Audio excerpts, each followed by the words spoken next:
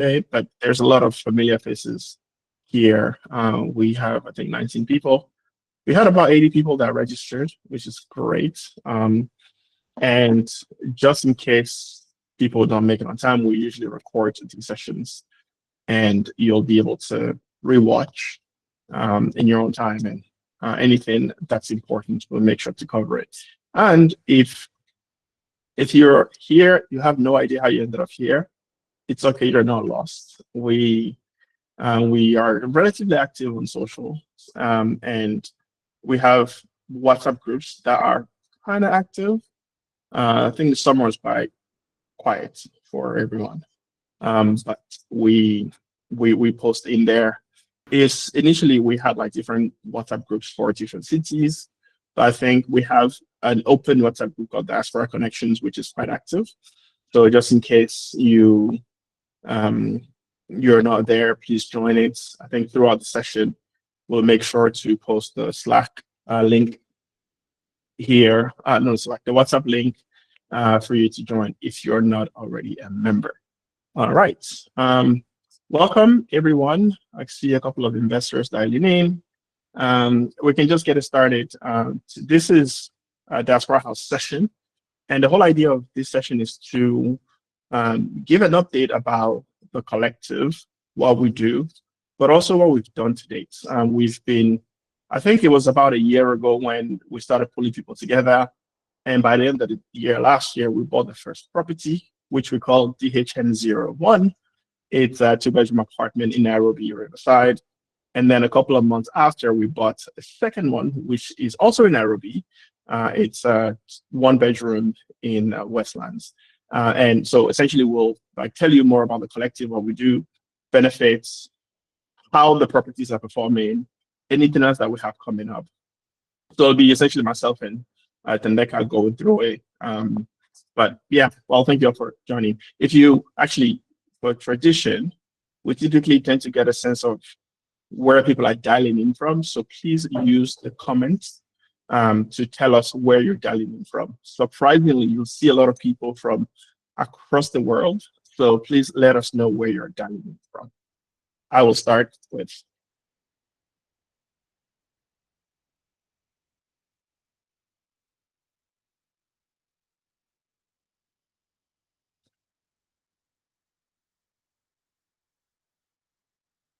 Okay, we have Paris. We're still in Europe and Africa. Okay, Europe and Africa. I want to see how many continents we're gonna. Okay, well, we are in the US, Ellie. Ellie from Miami, Austria. Okay, Nairobi. A lot of people from Nairobi, London, the UK. Any Lagos? Yes. Limerick. Limerick is a city in Ireland, for those who don't know. Dubai. So we have 4 continents represented on this call today, which is pretty cool. For folks who are joining us, what the point I was trying to make is Diaspora House is a very global collective with members across the world, 4 continents, as we just saw in the comments. If you haven't posted where you are dialing in from, please do it. Who are we? Diaspora House is a real estate collective, and we invest in real estate across Africa and its diaspora's prime cities. And the goal of the collective is essentially buy, acquire property, and then rent it out for returns. And what we're targeting is, depending on where you're based in the world, hopefully by investing in Diaspora House, you can get returns that are above what you're currently making if you just left the money in the bank. And we've made a lot of progress so far, which I'll be covering throughout this session. Yeah, so how the process works, typically we, i.e. the collective organizers, we go out, we find properties, we speak to real estate agents, we speak to property developers, and find what we think works for the collective. Now, we've brought some properties here that did not work. We've made offers that were declined, but we've managed to essentially acquire 2. So we find the properties, we bring it here, and then we put it in front of folks to either decide whether they're interested or not. And if they are, essentially we move on to the next stage, which is, pulling all the capital, pulling all the committed capital. So people say, hey, I want to put in 5K, I want to put in 10K. The minimum is $5,000. And depending on the value of the property, let's say the property is $100,000, that would be 20 people, 5,000. And then we essentially go ahead with acquiring that property. The way we do the acquisition is, at least what we've done so far in Kenya, is for each property, we set up an entity. And then we have a holding company in the UK that is a shareholder of that, 100% shareholder of that company in the country. And then every investor essentially goes through the holding company. It took us a while to get here. We've tried and tested many, many different versions, but this is probably the cleanest way to do it. What we wanted to do initially is everybody goes into the property that buys the entity that buys the property, and then it became quite challenging from having to essentially like register everybody in Kenya, which wasn't ideal. And we opted for the UK Kenya structure for now. Once our property is ready, what we've done again in the past is we furnish it, and then we put it out on the market for returns. Throughout this session, Thandeka will cover how the first two properties have performed so far. One thing that we're guaranteeing is that we'll pay people back in USD because, hey, you invest in USD and you should get your money back in USD. And how we make that money is we put the properties on Airbnb, Booking, direct booking through the WhatsApp, various WhatsApp groups that we have, and we essentially make it available. Just before this call, I had somebody who reached out who wanted to book the second property, Marina Bay. And I was in the process of actually issuing an invoice before I knew this call had to start. So yeah, what we want to do differently is beyond Airbnb, beyond Booking.com, we're also building a community around the property so that our return can be higher than anybody else's. What you typically see is people buy property, they put an Airbnb and hope for the best. We don't want to hope for the best. We don't want to do the guesswork. We want to make sure that these properties are performing hopefully higher than market rate, again, through the various avenues, but also through direct bookings, referrals from people in the community so that we can deliver higher returns than what you get if you decide to do it by yourself. Yeah, so we are powered by technology that me and my team have built. We essentially set up the collective on Borderless. And for people who have already invested, when you log in using the email address that you used to invest, you'll be able to see your investments on the dashboard. After this session, we'll be sharing a link. We haven't shared the link yet. I think I just wanted Thandeka to have a look at how we've set it up, and then we'll make the link available to everyone. Gloria, my team, who's also on this call, has set up everything. So like with Borderless, we'll onboard you. Right now, Diaspora House is free, and at least for now, it'll remain free. But just in case we ever decide to charge membership, Borderless will handle that. We also will be doing returns distribution through the platform. That feature is not yet ready, but we plan to do it. And also like the easier one, which is reporting, mailing, all these will go through Borderless in the very near future.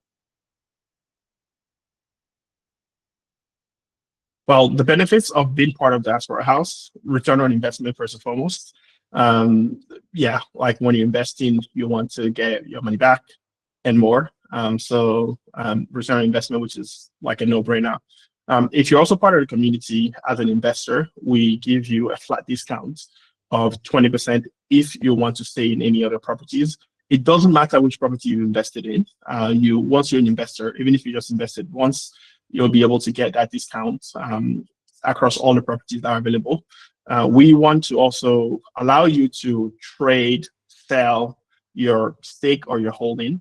So the plan is to open annual liquidity window. So at a certain time, we'll say, hey, we want, I think the first one should be in February 2026, where people can trade, say, hey, I want to buy more or I want to sell.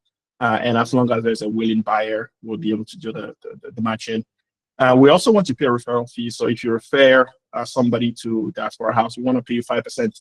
Now, we haven't paid anybody yet, and we receive referrals, and we're very conscious of that. But yeah, it's something that we want to do. And so that Diaspora House comes top of mind as yourself or your friends or your family are traveling to the cities that we own properties. Well, the other one is purpose-driven investing. We believe that a lot of people are investing in Africa, and many of them are not Africans. And we want to make sure that Africans are investing in Africa. And real estate is probably the asset that our parents, grandparents have invested in, and we think more and more Africans should be investing in Africa. Now, we can invest in other parts of the world, but we believe that your money can go further on the continent, and also you can get returns hopefully higher than what you're making in your home country. The other, again, learning about real estate.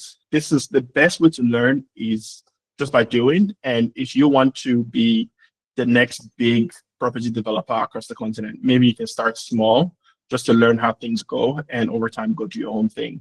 And we want to be that stepping stone for folks who are, they want to buy 5, 10 properties, but why go invest $100,000 to $300,000 in a country that you don't know? Why don't you start very small with 5, 10,000 and then learn about the market before you enter? Last but not least, for investors, we want to give you the ability to list your own properties. We don't have that feature yet, but if you are an investor and then you own other properties, we want to be able to allow you to list your own. So that feature should be coming soon. For collective members, referral fees. Again, sorry if you made a referral and we haven't paid you. We're very conscious. We just need to find a process that really works and that's very clean. You'll also get priority booking access to the properties that we have, i.e., instead of you go to Airbnb and pay like an extra 15%, we take that 15% away. So you should book direct, meaning that just booking through us is naturally cheaper. But also, like, you have an idea of where you're staying, right? I've stayed in one of the properties. You probably know people who stay there, so you have that direct contact. You don't want to be making haphazard bookings on booking.com. Like, I've made bookings on Airbnb, for example, showed up and I just can't reach, the owner. And we want to take the guesswork out of your traveling, especially when you go to Africa. And Diaspora House is one of those. Again, for collective members, we want to get to the stage where you can connect with other members when you're traveling. So we have a lot of people in Nairobi. If you go to Nairobi, you should be able to post in a Nairobi group and say, hey guys, I'm here. Who can I talk to? Where should I go? And we really want to build that community around Diaspora House as we continue to scale. Right, I'll pass it over to Thandeka to take us through the progress to date. Thanks, Joey. So our progress to date, as Joe has indicated, we've got our 2 properties, which are live in Nairobi. Collectively, that's an investment of $183K in dollars. There was a stage where we had put in an offer for South Africa in Cape Town specifically. Initially, the agent that we had spoken to, that we were working with, had indicated that we could put in the offer, and we had started the commitment call for this property. But however, once we did put in an offer, it was declined because the owner received another offer at the original price, as we had put in a discounted offer. So that fell through for us. So we're back to square one for Cape Town, South Africa, which we will communicate at a later stage. For our booking systems, outside of Airbnb, we have adopted an offline booking system. We have the invoicing system, and we're also using Gasty, which is a booking system which also coordinates with other booking platforms like bookings.com and Airbnb. So it allows you to actually sync calendars and not double book a property. So that one is working pretty well for us. And after a very touch and go period with our property managers, we finally got a good property manager who's been with us now full-time basis since July, and we've been working very well with them. So that's a good progress for us on that one. Collectively, we've got about 480 members that we have in Diaspora House, and collectively of both properties, we have collected net revenue of $8,000, $8,000, which we'll touch on individually on the properties to in the next coming slide. And we've also achieved quite a high occupancy rate of 90%, which is pretty good because on the projections that we initially had, we had an average of between 60 to 80% for our projections. So getting 90% is quite good for us.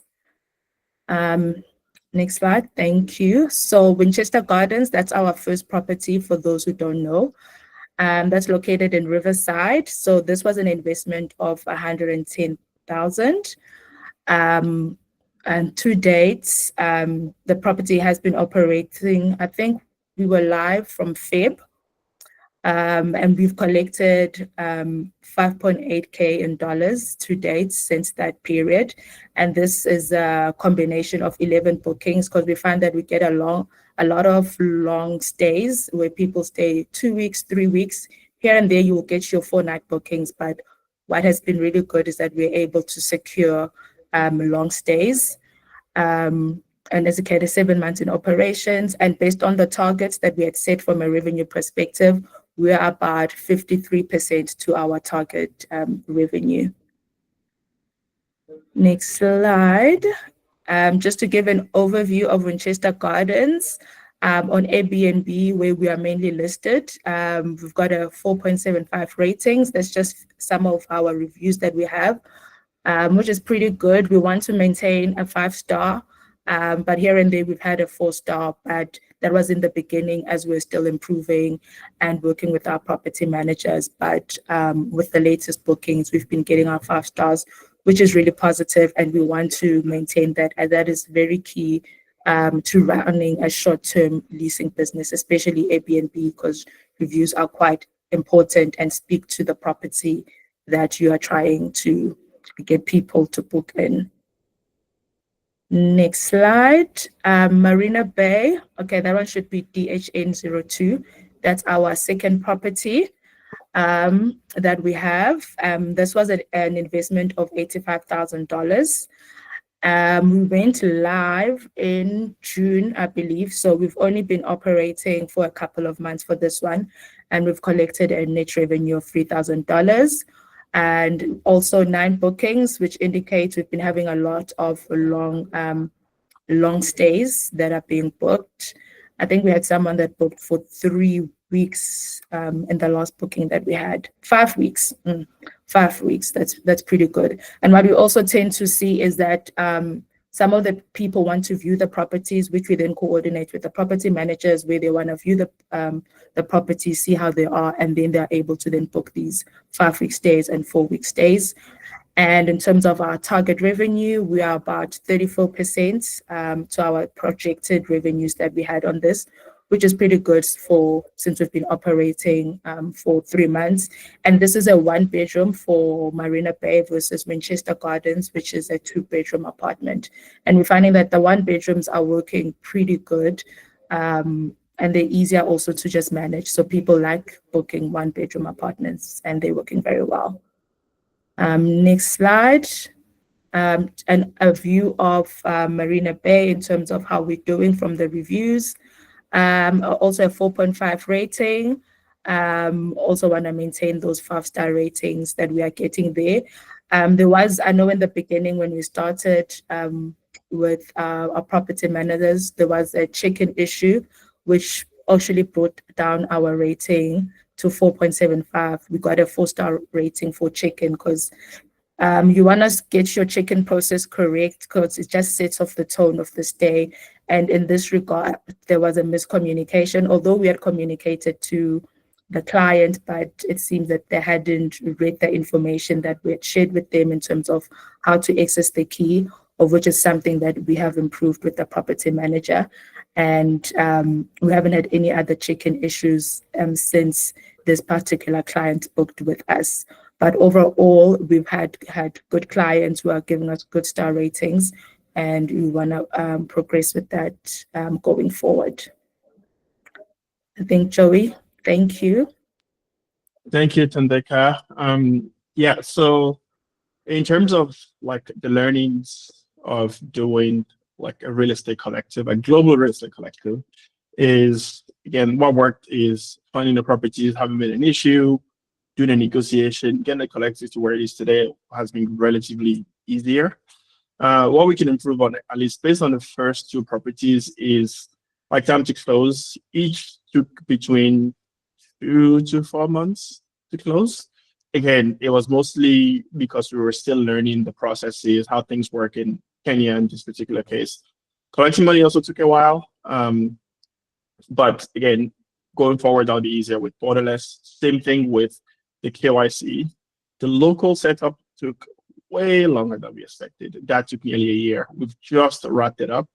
And again, investors are fully aware of this. It took a while to just get a structure that works so that if you invest 5,000 into a property, like you should be able to, like the way we've designed it is you are the owner of that piece of the property.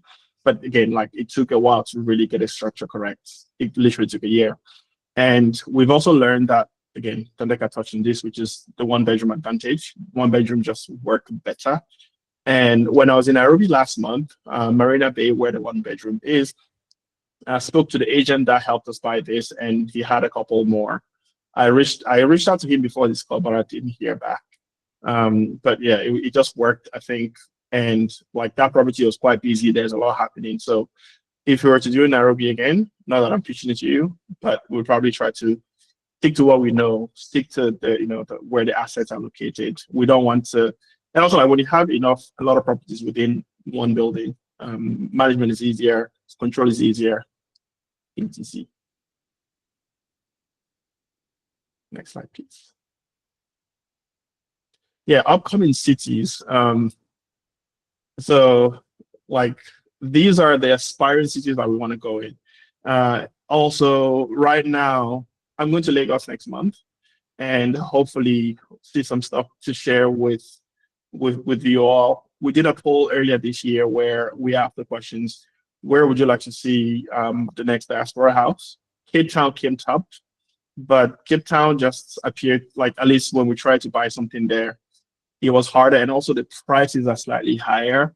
And because we're prioritizing returns, we'll need to find the right opportunity to acquire in Cape Town. But the next city was Lagos, and I was in Lagos last month, and I'm going back next month. And somebody shared some properties with me, but again, personally, I will go and view, touch before we buy anything. In Lagos, I sent Yewande. We were looking at a place a while ago where Yewande, who works with us at Hoke, he went to view it, took pictures. It didn't move forward because there's so much opacity in the Lagos real estate ecosystem, i.e. the prices are not making sense. Kigali, I also spoke to a gentleman who is selling 4 properties. But again, these are all talks, nothing serious. Anything that's serious, we'll post it so that you have a look at it. And we'll also make sure that we do our due diligence so that we're not investing in anything that will cause problems, and we'll do our work, essentially. Ghana just seems to be quite a popular place for people to go to, especially in December. I spoke to a company called Seso Global, who essentially help you buy properties. But again, myself, we've all been quite busy with like just bringing activities, but myself and Thandeka, we freed up a bit, and we'll like towards the end of the year, there'll be more stuff coming. Yeah. Upcoming events for those who care. I'm one of the co-founders of Hoke. We do sessions every month. So if you want to learn more about Hoke, you can join the virtual session. Next week, I posted it here. We're having a conversation with a lady called Chidi Ashley, and what she's doing is she's building a luxury hotel in Marrakesh. Sorry, just 1 second. 1 second. I forgot to put my chicken on.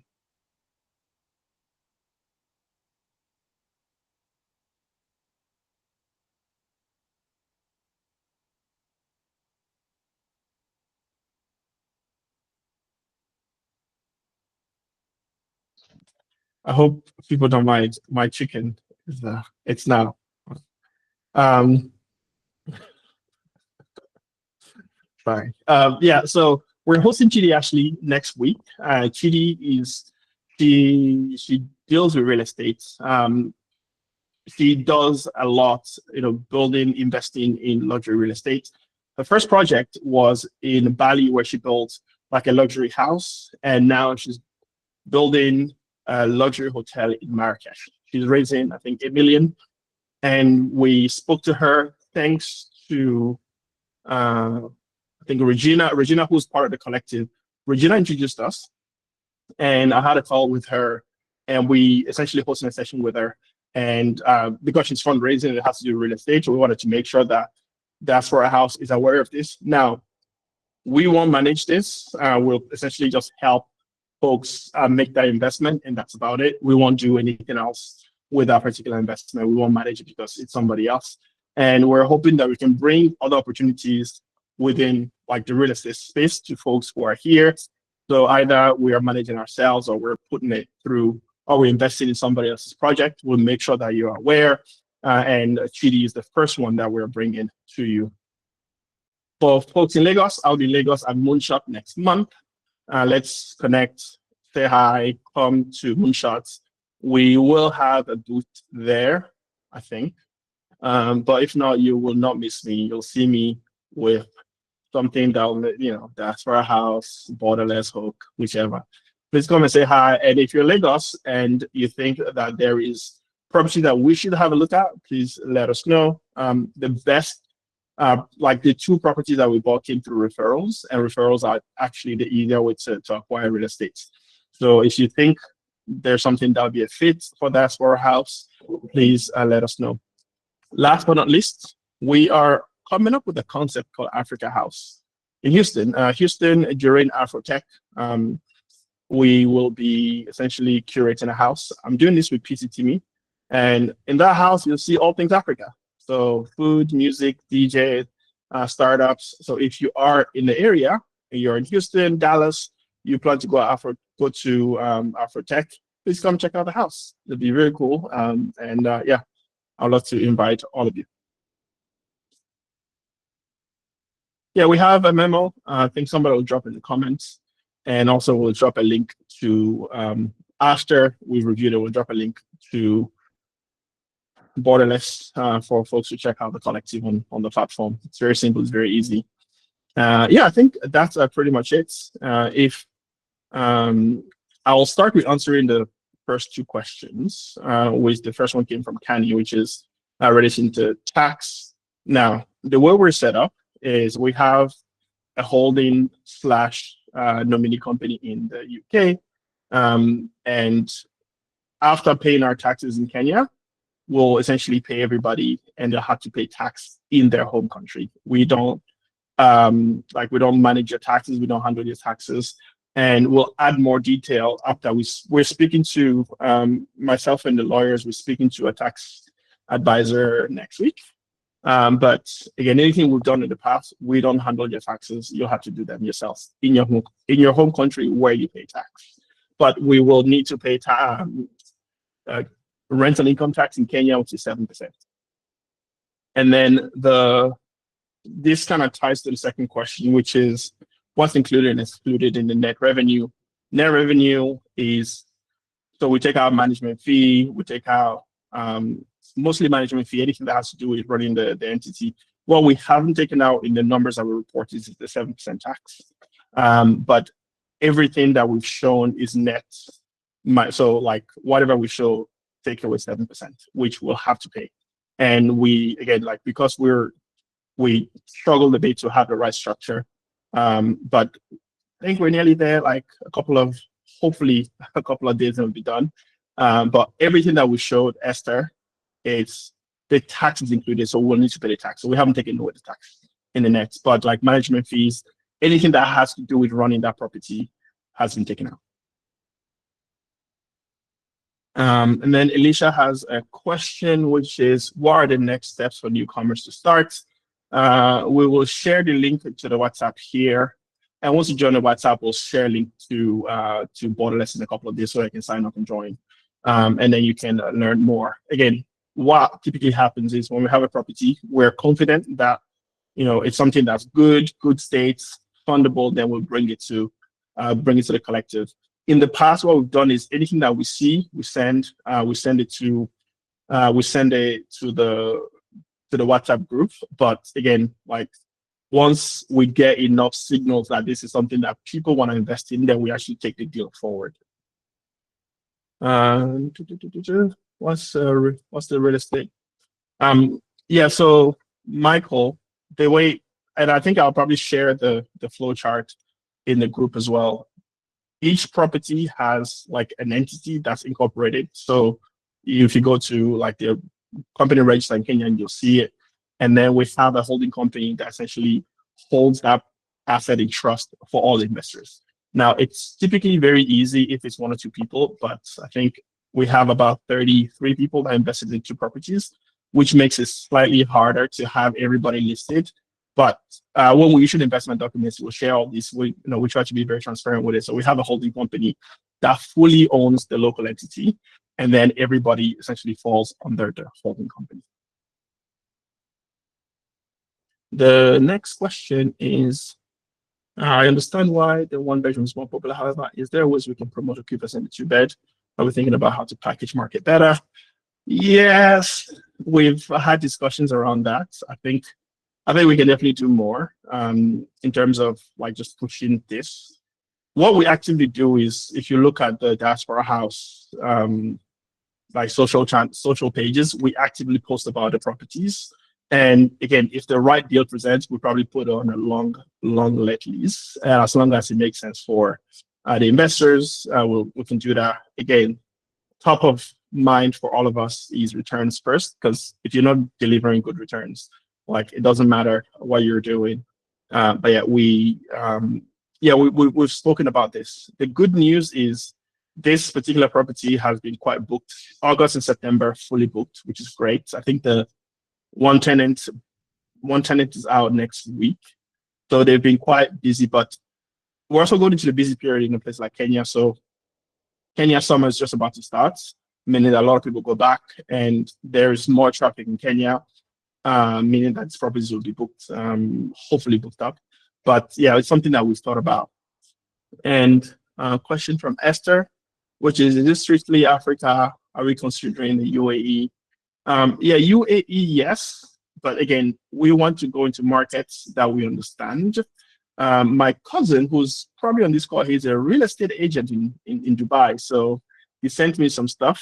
But again, like we want to be able to bring assets, first of all, that can return capital, that can give you money that you can, consider returns. And hopefully you can appreciate, like for context, Marina Bay, the 1-bedroom, we paid all included 85,000. The other 1-bedrooms that the agent showed me, they're working at like 1995. So if we were to just compare market rates, we've had capital appreciation, but we're not building that into any returns. Any returns that we've predicted so far, it's purely on net, like it's rental income, not capital appreciation. We're not putting in like IR, which, but yeah, I think UAE, the opportunity has to make sense. And Oman, I don't know anything about Oman, but the good thing with like UAE, in particular Dubai, is Newbie, who's my business partner, lives there. We know a lot of people who live there. And also my brother lives in Dubai as well. So like if the right opportunity presents itself where, people go there regularly, or we can get something that's slightly like above, 8-10%, we'll definitely consider it. I feel like I've just rambled on for forever. Any other questions?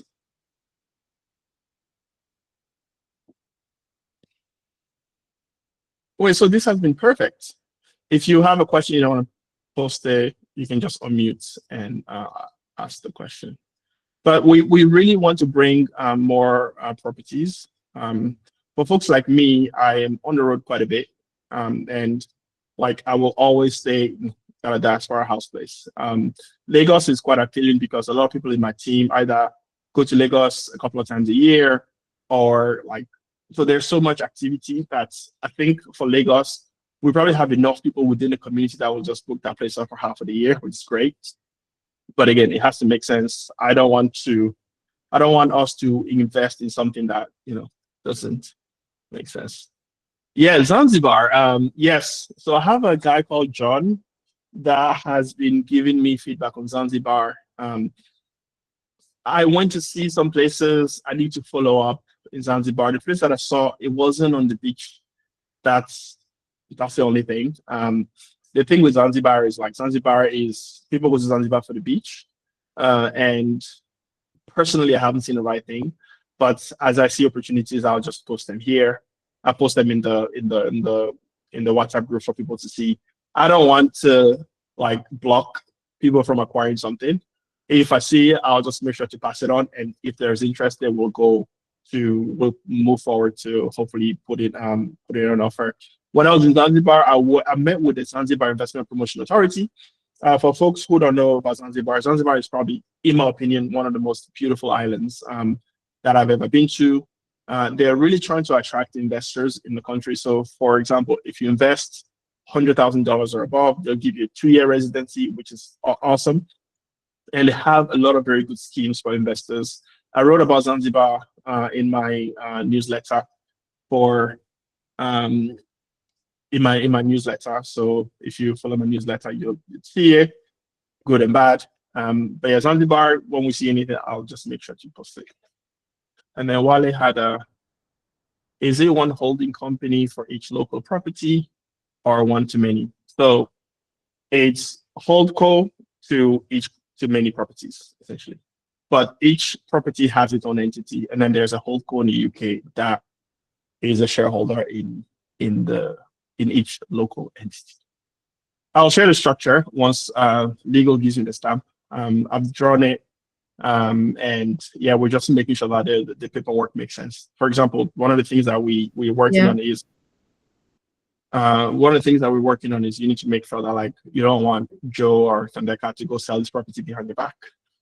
So legal is making sure that all the right protections are in the documents before we send it. Yeah, I think that's it. Just to add on that the properties are in an SPV structure as well within each country. So the 2 properties that we have, they are separate SPVs, and then it's the holdco in the UK. I just wanted to check, Joey, did you touch on the question on the percentage management fee? My network lost me a bit there. I don't know if you touched on it. Okay. All right. That was, sorry. Oh, Alicia, no, I didn't. What are the next steps for newcomers to start?